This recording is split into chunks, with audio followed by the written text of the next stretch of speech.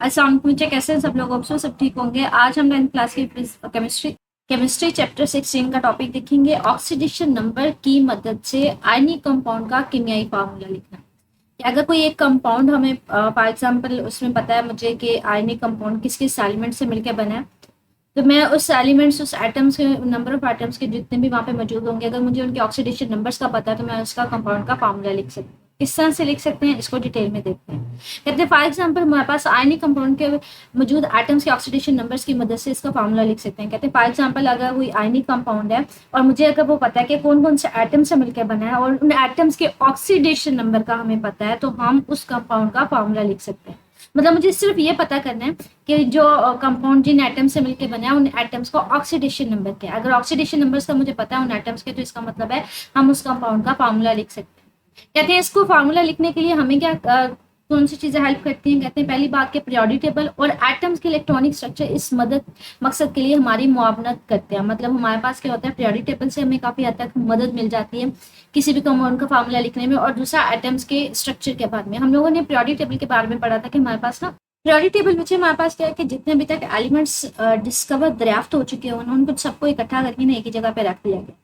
अब इस periodic table में ना ये हमारे पास ये जो है ना, ये वर्टिकल जो कॉलम्स होते हैं इनको ग्रुप्स बोलते हैं। जैसे ये पहला ग्रुप है, ये दूसरा ग्रुप है, ये तीसरा ग्रुप है, ये चौथा ग्रुप है। तो ये हमारे पास पीरियोडिक टेबल है। इससे पहले ना ये हमारे पास अभी तो ये तरतीब में वैसे लिखा हुआ ना, पहला दूसरा तीसरा चौथा पांचवा 17वां 18वां, लेकिन इससे पहले ना इसको मतलब कैटेगराइज किया जाता था, मतलब इस तरह से पीरियोडिक टेबल को। अगर ओवरऑल हम देखें तो हमारे पास ये जो वर्टिकल ग्रुप्स हैं, ये जो हमारे पास इस तरह से वर्टिकल कॉलम है जिसको ग्रुप बोलते हैं, ये पहला ग्रुप है, ये दूसरा ग्रुप है, ये तीसरा, ये चौथा, पांचवा, छठा, सातवां, आठवां, 12वां, 13वां एंड सो ऑन 18वां।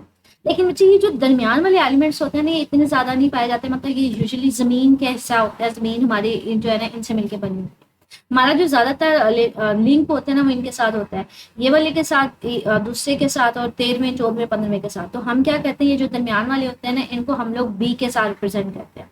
और ये वाला जो होता है ना, इसको ये पहला है, ये दूसरा है, ये तीसरा है, ये देखिए लिखा हुआ है, ठीक है, चौथा है, ये पांचवा है, छठा, सातवां और आठवां। तो इन ग्रुप्स को अगर हम लोग एक ही लिहाज से देखें तो हम लोग इसको पहला ग्रुप, दूसरा ग्रुप, तीसरा ग्रुप, चौथा, पांचवा, छठा, सातवां और आठवां, या फिर हम इसको इस तरह से भी देख सकते हैं, पहला, दूसरा, 13वां, 14वां, 15वां, 16वां। तो ज्यादा आसानी से ये होता है कि हम लोगों ने एक ही लिहाज से याद रखना है, तो वो पहला ग्रुप होगा, दूसरा ग्रुप होगा, ये तीसरा ग्रुप होगा, ये चौथा ग्रुप होगा। अब हमारे पास जो ग्रुप नंबर होता है बच्चे, वो किसी भी एटम के बाहर वाले शेल में ना इलेक्ट्रॉन्स की तादाद बताता है। फॉर एग्जाम्पल ये पहला ग्रुप है ना, जिसका मतलब है इन सब एटम्स के बाहर वाले शेल में सिर्फ एक इलेक्ट्रॉन होगा। ये दूसरा ग्रुप है तो इसका मतलब है इन सब के बाहर वाले शेल में दो इलेक्ट्रॉन होंगे। ये तीसरा ग्रुप है तो इसका मतलब है इन सबके बाय वाले शेल में कितने इलेक्ट्रॉन्स होंगे, 3 इलेक्ट्रॉन्स होंगे। जैसे ये देखिए, ये ग्रुप्स को शो किया हुआ है, ये ए वाले ग्रुप है, ठीक है, पहला ग्रुप है तो बाय वाले शेल में ये देखिए सिर्फ एक ही इलेक्ट्रॉन है। लिथियम है, ये भी मेरे पास पहले ग्रुप का है तो बाय वाले शेल में सिर्फ एक इलेक्ट्रॉन है। सोडियम के भी बाय वाले शेल में एक इलेक्ट्रॉन है। इसी तरह से दूसरा ग्रुप है तो बाय वाले शेल में 2 इलेक्ट्रॉन्स, बाहर वाले शेल में सिर्फ 2 इलेक्ट्रॉन्स। इसी तरह से चौथा ग्रुप है तो बाय वाले शेल में 4 इलेक्ट्रॉन्स। तो हमें पीरियोडिक टेबल से इलेक्ट्रॉनिक कॉन्फ़िगरेशन का भी पता चल जाता है कि अगर कोई एटम है कौन से किसी ग्रुप किस ग्रुप से बिलोंग कर रहा है, तो हमें उससे पता चल जाता है कि उसका इलेक्ट्रॉनिक स्ट्रक्चर क्या होगा। मतलब अगर चौथे ग्रुप का एलिमेंट है तो मुझे पता चल जाएगा पीरियोडिक टेबल से कि इसका मतलब है उसके बाय वाले शेल में 4 इलेक्ट्रॉन्स हैं। अगर 7वें ग्रुप का एलिमेंट है तो मुझे पता चल जाएगा उसके बाय वाले शेल में कितने इलेक्ट्रॉन्स हैं, 7 इलेक्ट्रॉन्स हैं। तो कहते हैं ये जो पीरियोडिक टेबल है और पीरियोडिक टेबल से जो हमारे पास इलेक्ट्रॉनिक स्ट्रक्चर है, काफी हद तक इससे हमें मदद मिलती है किसी भी एटम के कंपाउंड के फार्मूला लिखने में। कहते हैं इसके अलावा और हमें एटम्स के अहम ऑक्सीडेशन नंबर ढूंढने के बारे में भी मुतलक करते हैं। मतलब कहते हैं हमारे पास ये जो पीरियोडिक टेबल है इससे हमें ऑक्सीडेशन नंबर फाइंड आउट करने में भी काफी हद तक हेल्प मिल जाती है। ऑक्सीडेशन नंबर के बारे में हमने पढ़ा था कि हमारे पास कोई भी एटम जो जितने नंबर ऑफ इलेक्ट्रॉन्स चाहे वो किसी को देता है चाहे वो जितने किसी से लेता है, वो number of electrons basically oxidation number. For example हमारे पास हम लोगों ने इससे रिलेटेड एक चीज पढ़ी थी, हमने कहा था हमारे पास क्या होते हैं ऑक्टेट रूल। ये हमने ऑक्सीडेशन कह लें कि उसकी बात की थी, ऑक्टेट रूल के बारे में हम लोग पढ़ते हैं। लाइक पहली बार ये हमने डिफाइन किया था ऑक्सीडेशन नंबर को, ये इंग्लिश में लिखा हुआ है, आसान अल्फाज में याद रखिएगा। ऑक्सीडेशन नंबर हमारे पास क्या होता है, नंबर ऑफ इलेक्ट्रॉन्स होते हैं जो कोई भी एटम किसी दूसरे एटम को इलेक्ट्रॉन देता है या फिर लेता है। जितने वो इलेक्ट्रॉन देगा या लेगा उसका ऑक्सीडेशन नंबर होता है। अगर कोई एटम जो है वो किसी दूसरे एटम को 2 इलेक्ट्रॉन देता है, और अगर कोई एटम किसी दूसरे एटम को इलेक्ट्रॉन्स देता है ना, तो उसका ऑक्सीडेशन नंबर प्लस में होता है। और अगर किसी से इलेक्ट्रॉन लेता है तो उसका ऑक्सीडेशन नंबर क्या होता है, माइनस में होता है। फॉर एग्जाम्पल अगर कोई एटम है वो 2 इलेक्ट्रॉन किसी एटम को दे देता है, किसी दूसरे एटम को दे देता है, तो इसका मतलब है उसका ऑक्सीडेशन नंबर क्या होगा, +2 होगा। और अगर कोई एटम जो है हमारे पास कोई किसी दूसरे से किसी कहीं और से किसी भी दूसरे एटम से 3 इलेक्ट्रॉन्स ले लेता है तो उसका ऑक्सीडेशन क्या होगा, -3 होगा। तो जब भी इलेक्ट्रॉन किसी से लिया जाता है तो हमारे पास माइनस में ऑक्सीडेशन नंबर आता है, अगर किसी को दिया जाता है तो वो प्लस में होता है। हमारे पास कब कोई भी इलेक्ट्रॉन एटम जो है वो इलेक्ट्रॉन कब लेता है या देता है, उसके लिए हम लोग ना ऑक्टेट रूल पढ़ते हैं। ऑक्टेट रूल क्या होता है, हर एटम की ट्राई होती है कि उसके बाई वाले शेल में ना 8 इलेक्ट्रॉन थे। तो हर एटम ये ट्राई करना चाह रहा होता है तो उसके बाई वाला शेल जो है ना वो पूरा होना चाहिए, उसमें 8 इलेक्ट्रॉन्स होने चाहिए। अब ये देखिए मुझे, ये 7वें ग्रुप के एलिमेंट है, इनके बाई वाले शेल में कितने इलेक्ट्रॉन है, 7 इलेक्ट्रॉन है। अब इनको सिर्फ 1 इलेक्ट्रॉन चाहिए अपना 8वां इलेक्ट्रॉन पूरा करने के लिए, तो इनकी प्रेफरेंस यही होती है, ये ट्राई ये करते हैं कि 1 इलेक्ट्रॉन ले ले। जब इलेक्ट्रॉन 1 लेंगे तो इनका ऑक्सीडेशन नंबर क्या होगा, -1 होगा। अगर छठे ग्रुप की बात करें तो इनका 6 इलेक्ट्रॉन्स होते हैं बाई वाले शेल में, तो इनकी ट्राई ये होती है कि ये 2 इलेक्ट्रॉन किसी से ले लें ताकि इनके 8 पूरे हो जाए, तो इनका ऑक्सीडेशन नंबर क्या होगा, -2 होगा। इसके कंपैरिजन में अगर लेफ्ट साइड पे देखें, ये जैसे ये सोडियम है, इसके बाई वाले शेल में 1 इलेक्ट्रॉन है, लेकिन उससे नीचे वाला पूरा है वो 8 ही है उसमें इलेक्ट्रॉन्स, तो इसका मतलब है इसके बाई वाले शेल में 1 इलेक्ट्रॉन है, तो बजाय इसके कि वो कहीं बाहर से 7 इलेक्ट्रॉन ले, वो क्या करता है, वो अपना ये वाला जो बाहर वाला इलेक्ट्रॉन होता है वो किसी को दे देता है। अगर वो 1 इलेक्ट्रॉन निकाल देगा तो फिर ऑक्सीडेशन इसका नंबर क्या होगा, इसका ऑक्सीडेशन नंबर +1 होगा, मतलब 1 निकाला तो +1। इसी तरह सेकंड ग्रुप है, जैसे ये मैग्नीशियम है, इसके बाई वाले शेल में कितने इलेक्ट्रॉन्स हैं, 2 इलेक्ट्रॉन है, तो बजाय इसके ये 8 पूरे करने के लिए 6 मजीद इकट्ठे करे, ये अपने 2 इलेक्ट्रॉन दे देगा आराम से, तो इसका ऑक्सीडेशन नंबर क्या होगा, +2 होगा। तो कहते हैं पीरियोडिक टेबल से हमें काफी हद तक ऑक्सीडेशन नंबर ढूंढने में भी मदद मिलती है। और ऑक्सीडेशन नंबर हमें एटम्स के पता चल जाए तो हमें क्या पता चल सकता है, हमें उसके कंपाउंड का फार्मूला पता चल सकता है। ये हमने कहा ना कि एटम्स के हमें ऑक्सीडेशन नंबर पता चल जाए तो हमें उसका क्या लिख सकते हैं, हम कंपाउंड का फार्मूला लिख सकते हैं। तो यहाँ पे ये कहता है कि हमारे पास पीरियोडिक टेबल से इलेक्ट्रॉनिक स्ट्रक्चर से हम ऑक्सीडेशन नंबर मालूम कर सकते हैं। ऑक्सीडेशन नंबर पता चल जाएगा तो हम क्या कर सकते हैं, कंपाउंड का फार्मूला लिख सकते हैं। किस तरह से लिखेंगे, ये मिसाल के तौर पर वो जाहिर कर रहा है। कहते हैं फॉर एग्जाम्पल एक कंपाउंड है जो किससे मिलकर बना हुआ, कैल्शियम से और क्लोराइड से। इस कंपाउंड का अब आपने फार्मूला लिखना है, मतलब ये कंपाउंड बता दिया हुआ कैल्शियम क्लोराइड, कहते हैं इसका फार्मूला लिख के दें। अब ये किन से 2 एटम से मिलकर बना है, एक तो ये कैल्शियम से मिलकर बना है, दूसरा हमारे पास किससे मिलकर बना है, क्लोराइड से मिलकर बना है। अब कैल्शियम देखें पीरियोडिक टेबल में बच्चे, कैल्शियम मेरे पास जो है ना, ये मेरे पास कह लें दूसरे ग्रुप का एलिमेंट है। अब इसके बाई वाले शेल में कितने इलेक्ट्रॉन्स हैं, 2 इलेक्ट्रॉन्स हैं, तो बजाय इसके 8 पूरे करने के लिए ये 6 इलेक्ट्रॉन्स ले, अपने 2 इलेक्ट्रॉन निकाल देगा। अब अगर अपने ये 2 इलेक्ट्रॉन निकाल देगा, दे देगा किसी को, तो इसका ऑक्सीडेशन नंबर क्या होगा, +2 होगा। अब इसके नतीजे में क्लोरीन में देखें, क्लोराइड में देखें, ये 7वें ग्रुप का एलिमेंट है, तो इसके बाई वाले शेल में कितने इलेक्ट्रॉन है, 7 हैं, तो इसको ये क्या करेगा, 1 इलेक्ट्रॉन लेना चाहेगा। 1 इलेक्ट्रॉन लेगा तो इसका ऑक्सीडेशन नंबर क्या होगा, -1 होगा। जब भी किसी एटम्स को बाहर से इलेक्ट्रॉन लेता है कोई एटम, तो उसका ऑक्सीडेशन नंबर माइनस में होता है। तो कहते हैं पीरियोडिक टेबल से हमें पता चला कैल्शियम का हमारे पास ऑक्सीडेशन नंबर क्या है, +2, और क्लोरीन 17वें ग्रुप का है। बच्चे इसको 17वां ग्रुप कह ले या फिर इसको 7वां ग्रुप कह ले। मैंने आपसे कहा था कि हमारे पास ए के लिहाज से अगर इसको देखेंगे तो ये मेरे पास 7वां ग्रुप है, वरना ये अगर टोटल ओवरऑल देखते हैं तो इसको 17वां ग्रुप भी बोला जाता है। ठीक है, कहते हैं इसमें हमारे पास क्लोरीन के पास 7 इलेक्ट्रॉन है, 8 पूरे करने के लिए 1 इलेक्ट्रॉन लेगा, तो इसका ऑक्सीडेशन नंबर क्या होगा, -1 होगा। अच्छा, इसको कहते हैं कि जब अपने से कम इलेक्ट्रोनेगेटिव एटम के साथ जुड़ा होगा। इलेक्ट्रोनेगेटिव क्या होता है, मैं बताती हूँ आपको। इलेक्ट्रोनेगेटिव कहते हैं पीरियोडिक टेबल में जो राइट साइड वाले, इस साइड वाले होते हैं ना हमारे पास एलिमेंट, वो सारे के सारे क्या होते हैं, इलेक्ट्रोनेगेटिव होते हैं। इलेक्ट्रोनेगेटिव का मतलब क्या है, फॉर एग्जाम्पल ये फ्लोरीन है या क्लोरीन है, इनके बाई वाले शेल में बच्चे कितने इलेक्ट्रॉन्स हैं, 7 इलेक्ट्रॉन्स हैं। इनको मजीद 1 इलेक्ट्रॉन चाहिए अपने 8 इलेक्ट्रॉन पूरे करने के लिए, तो इनकी ट्राई होती है कि बाहर से कहीं ना कहीं से 1 इलेक्ट्रॉन लाजमी ले। जब ये 1 इलेक्ट्रॉन लेंगे तो बच्चे इनके ऊपर चार्ज क्या आ जाएगा, माइनस चार्ज आएगा, नेगेटिव चार्ज आएगा, तो इसलिए इनको नाम दिया जाता है इलेक्ट्रोनेगेटिव। अब इसके मुकाबले में अगर इस साइड वाले देखें तो यहाँ पे बच्चे जैसे मैंने कहा कि इसके बाहर 1 इलेक्ट्रॉन है, सोडियम के बाहर 1 इलेक्ट्रॉन है, तो बजाय इसके वो 7 बाहर से कहीं से इकट्ठा करे, वो 1 इलेक्ट्रॉन अपना निकाल देगा। अगर 1 इलेक्ट्रॉन निकाल देगा तो ये क्या होगा, फिर ये इलेक्ट्रो पॉजिटिव होगा क्योंकि इसके ऊपर प्लस चार्ज आ जाएगा। तो हम कहते हैं ये इलेक्ट्रो नेगेटिव होते हैं राइट साइड वाले, लेफ्ट साइड वाले होते हैं ये, या तो हम इसको बोलते हैं ये इलेक्ट्रो पॉजिटिव होते हैं, या फिर इसको कहते हैं कम इलेक्ट्रो नेगेटिव होते हैं। मतलब ये इलेक्ट्रॉन लेते कोई नहीं है कि इनके ऊपर नेगेटिव चार्ज है, बल्कि ये क्या करते हैं, अपना इलेक्ट्रॉन निकाल देते हैं। तो इसलिए हम कहते हैं कि क्लोरीन जब भी किसी कम इलेक्ट्रोनेगेटिव के साथ, मतलब किसी ऐसे एटम के साथ कंबाइन होगा कि जो इलेक्ट्रॉन लेगा नहीं बल्कि अपना इलेक्ट्रॉन दे देगा, तो इसके ऊपर चार्ज क्या होगा, माइनस होगा, क्योंकि ये उससे इलेक्ट्रॉन लेगा। अगर उससे इलेक्ट्रॉन लेगा तो इसका हमारे पास चार्ज क्या आ जाएगा, -1 होगा, इसका ऑक्सीडेशन नंबर क्या होगा, -1। तो पीरियोडिक टेबल से हमें किस चीज़ का पता चला, हमें ऑक्सीडेशन नंबर का पता चला।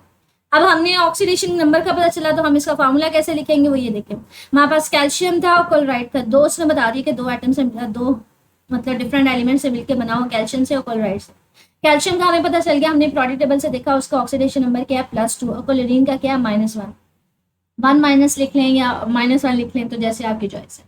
अब हमने क्या करना है, क्रॉस मल्टीप्लाई करना है। जो कैल्शियम का ऑक्सीडेशन नंबर है उसको क्लोरीन के साथ लिख देना है, नीचे लिखना है छोटा सा करके ना, यहाँ पे नीचे लिखना है।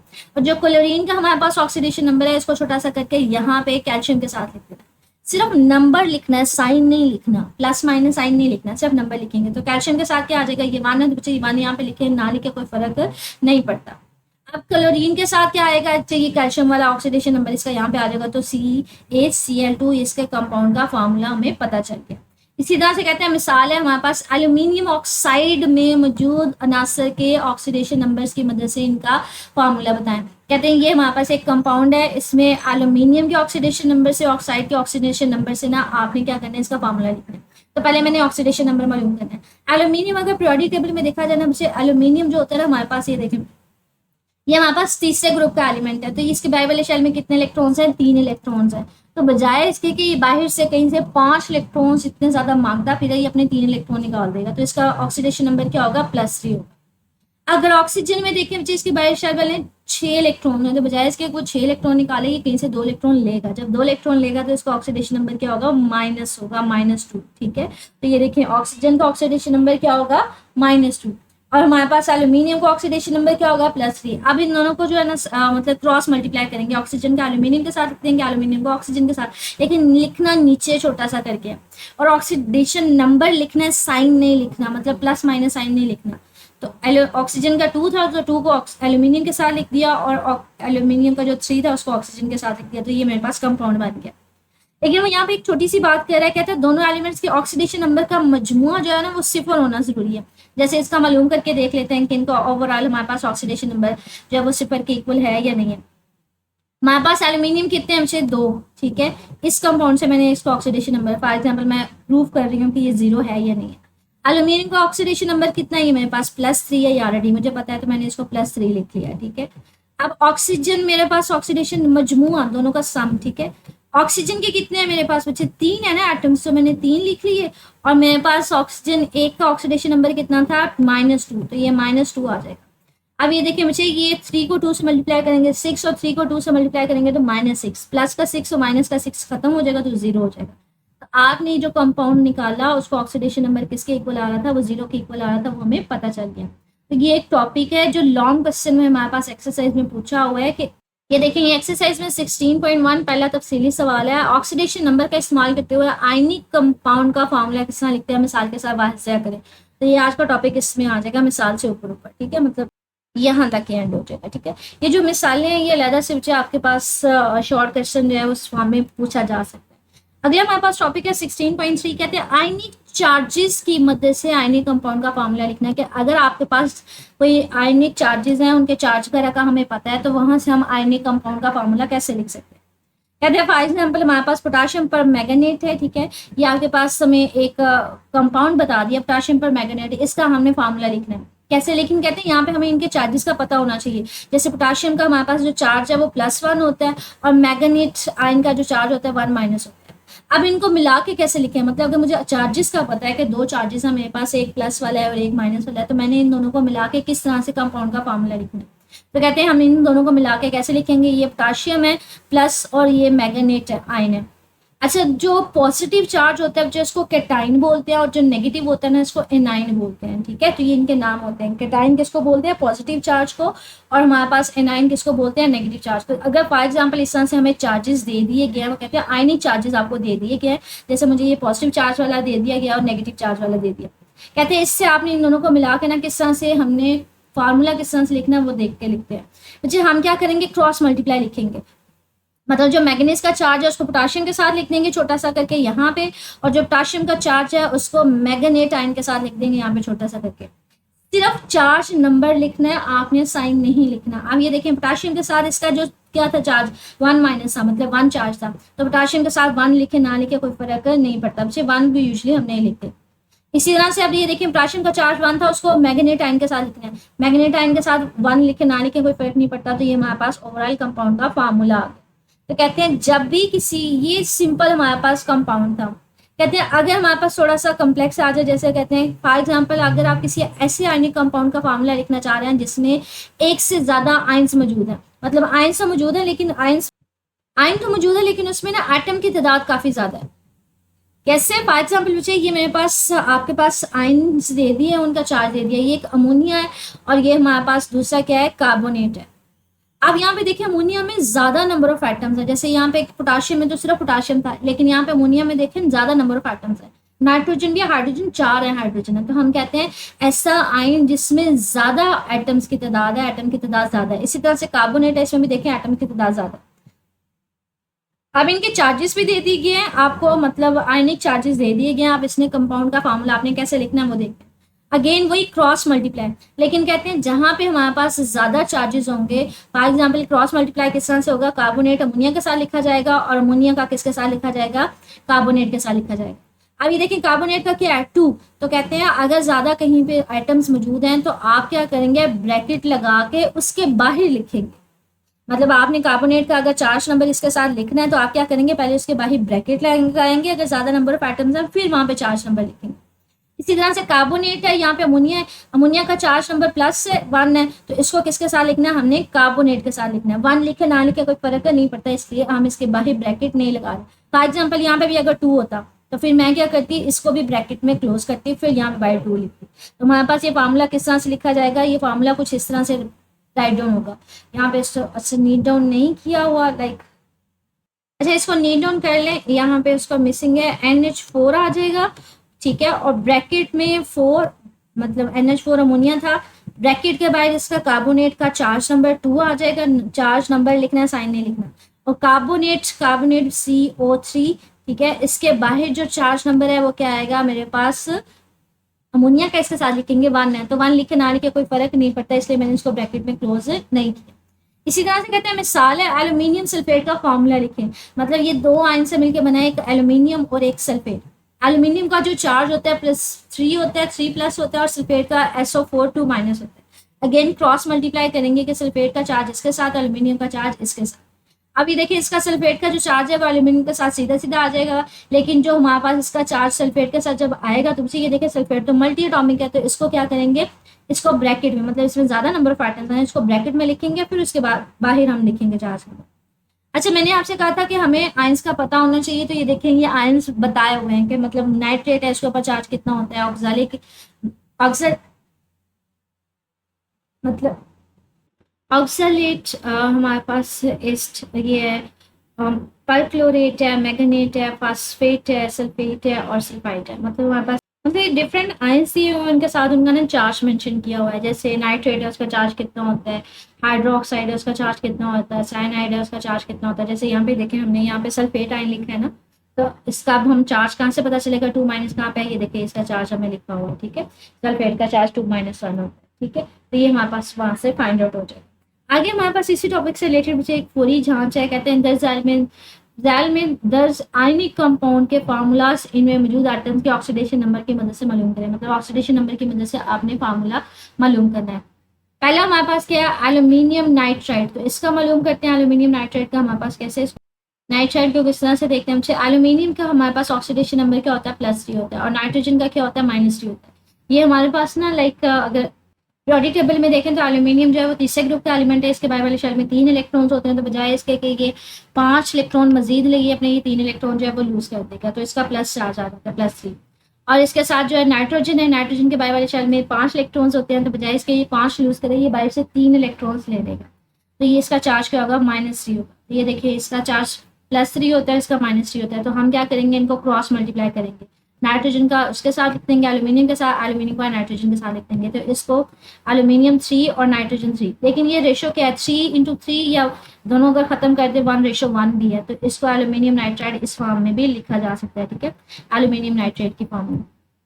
अगला हमारे पास है, कहते हैं सोडियम सल्फाइड, कि आपके पास किस किस चीज से मिलकर बना हुआ है, एक सोडियम से और एक सल्फाइड से। अब सोडियम तो हमें वैसे ही पता चल रहा है कि इसका चार्ज कैसे पता चलेगा, पीरियोडिक टेबल में पहले ग्रुप का एलिमेंट है, तो इसके बाहर वाले शेल में 1 इलेक्ट्रॉन है, तो ये अपना इलेक्ट्रॉन लूज कर देगा, इसके ऊपर +1 चार्ज आता है।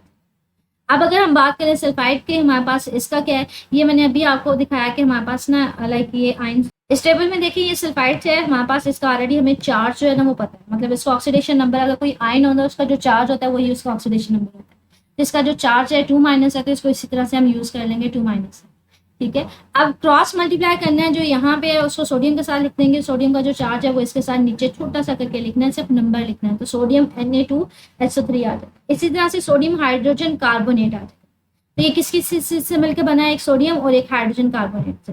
सोडियम हमारे पास अगेन वही है कि हमारे पास फर्स्ट पीरियोडिक टेबल में पहले ग्रुप का एलिमेंट है, तो इसका जो चार्ज होगा +1 होगा, क्योंकि एक इलेक्ट्रॉन यूज करते हैं। अगर हाइड्रोजन कार्बोनेट की बात करें तो वो अगेन आपको इस पीरियोडिक टेबल से मिल जाएगा, हमारे पास ये बेसिकली फार्मूला होता है हाइड्रोजन कार्बोनेट का, ये इसको बाइकार्बोनेट भी बोलते हैं, HCO3, ठीक है, किसका है, हाइड्रोजन और कार्बोनेट से मिलकर बना है, तो इसका जो चार्ज होता है या ऑक्सीडेशन नंबर जो होता है वो 1- होता है, तो ये देखिए 1- अब इसको क्रॉस मल्टीप्लाई करेंगे, इसके साथ सोडियम के साथ लिख देंगे, इसके साथ लिख देंगे, तो ये मेरे पास इसका फार्मूला बन जाएगा। इसी तरह से इसका जो नेक्स्ट पार्ट है वो हमारे पास क्या है, कहते हैं आपने जो है ना आयनिक कंपाउंड है, अब आयंस को यूज करते हुए आपने जो चार्जेस की मदद लेनी है और आपने उसका फार्मूला लिखना है, मतलब जो आयन के चार्जेस हैं उसकी मदद से लिखना है, तो वो डायरेक्ट इसी टेबल से हम इस्तेमाल कर लेंगे। सबसे पहले अमोनियम और एसीटेट। एसीटेट ये देखेंगे आपके पास ऊपर ही लिखा हुआ है, एसीटेट का क्या होता है 1-1, अमोनिया का क्या होता है +1, तो ये देखिए इन्हीं चीजों को दोनों को कंबाइन कर देंगे कि अमोनिया का क्या होता है, अमोनियम का क्या होता है +1 और एसीटेट का क्या होता है -1, तो ये क्रॉस मल्टीप्लाई कर देंगे, तो इसके साथ भी नीचे छोटा सा इसकी जगह ये इसके साथ आ जाएगा छोटा सा 1 और ये इसकी जगह आ जाएगा, तो दोनों के साथ जो है 1 आ जाएगा, एक इसके साथ 1 आ गया, एक इसके साथ 1 आ गया, लिखे ना लिखे कोई फर्क नहीं पड़ता। अगला हमारे पास क्या है, कैल्शियम फॉस्फेट। कैल्शियम फॉस्फेट का हम देख लेते हैं हमारे पास क्या आएगा। फॉस्फेट का अगर हम लोग चार्ज देखें तो हमारे पास फॉस्फेट यहाँ पे अगर आपको नजर आ रहा हो तो लाइक ये नजर आएगा आपको, ये लिखा हुआ है फॉस्फेट, ठीक है। इसका जो होता है वो 3- चार्ज होता है। अगर हम लोग कैल्शियम की बात करें तो बच्चे कैल्शियम तो वैसे हमारे पास सेकंड ग्रुप का एलिमेंट है, तो इसके बाय वाले शेल में जो 2 इलेक्ट्रॉन्स होंगे अपने 2 इलेक्ट्रॉन लूज कर देगा, तो इसको +2 चार्ज होगा, ठीक है। तो यहाँ से हमने इसका 2+ ले लिया और इसका 3- ले लिया, इसको क्रॉस मल्टीप्लाई कर देंगे, और हमने पढ़ा था कि अगर एक ज्यादा नंबर ऑफ एटम्स हो किसी चार आयन में तो हम क्या करते हैं उसको ब्रैकेट में लिखते हैं। अब अगर ज्यादा यहाँ पे नंबर ऑफ एटम्स हैं तो इसको ब्रैकेट में लिख के फिर इसका जो चार्ज नंबर है इसके साथ नीचे छोटा सा करके लिखेंगे, तो ये देखिए इसको इस तरह से लिखा। आगे पोटाशियम क्रोमेट है, तो ये किस किस से मिलकर बना हुआ है, एक पोटाशियम से और एक क्रोमेट से, तो क्रोमेट अगेन वही आपको यहाँ से मिल जाएगा, क्रोमेट यहाँ पे ये लिखा हुआ है, ठीक है, CrO4 2-, तो इसका चार्ज क्या होता है 2-। और पोटाशियम जो है बच्चे ये मेरे पास अगेन पहले ग्रुप का एलिमेंट है, तो इसके बाय वाले शेल में कितने इलेक्ट्रॉन है, एक इलेक्ट्रॉन है, तो वो लूज कर देगा, तो इसके ऊपर +1 चार्ज होगा, ये +1 चार्ज है और इसके ऊपर 2-। टू इसके साथ छोटा सा करके नीचे लिख देंगे, पोटाशियम इसके साथ लिख देंगे, 1 लिखे ना लिखे कोई फर्क नहीं पड़ता, तो इसका फॉर्मूला हमारे पास आ जाएगा, ठीक है। तो ये मैंने आपको बता दिया कि किस तरह से हम लोग, ये लॉन्ग क्वेश्चन था हमारे पास, ऑक्सीडेशन नंबर से किस तरह से मालूम कर सकते हैं, तो ये जो आयनिक चार्जेस की मदद से कैसे मालूम कर सकते हैं, ये एक्सरसाइज में ऐसे तो लॉन्ग क्वेश्चन नहीं है, लेकिन ये क्वेश्चन बन सकता है लॉन्ग क्वेश्चन में ये भी, ठीक है। इसके अलावा इसमें ये जो एग्जाम्पल्स हैं जैसे मिसाल हो गई, या फिर ये जो फोरी जांच है, ये लहदा से शॉर्ट क्वेश्चन में, ये न्यूमेरिकल से पूछा जा सकता है। अब इसमें ये जो चार्जेस हैं इनको याद कर लीजिएगा, आपने एसीटेट का चार्ज याद करना है, आपने अमोनियम का चार्ज याद करना है, ये आपके फिंगर टिप्स पे होना चाहिए। क्रोमेट आपने यूज़ किया, इसका चार्ज याद करेंगे, आप बाइकार्बोनेट यूज़ याद करेंगे, ठीक है। इसके अलावा फास्फेट का याद कर लीजिएगा, सल्फेट का, सल्फाइड का, ये चार्जेस आपको पता होने चाहिए, ठीक है। तो इसीलिए हमें पता होंगे तो हम फाइंड आउट करेंगे ना, वैसे तो हम फाइंड आउट ही नहीं कर सकते, तो ये कुछ करना तो सारा टेबल ही है, लेकिन मेन उसमें याद करेंगे। तो ये ओवरऑल आयनिक चार्जेस की मदद से कैसे करेंगे, ये ओवरऑल पूरा टॉपिक इसमें मजीद लॉन्ग क्वेश्चन के हिसाब से भी करेंगे, ठीक है। मजीद बच्चे कुछ पूछना हो कमेंट सेक्शन पूछ लीजिएगा। ओके।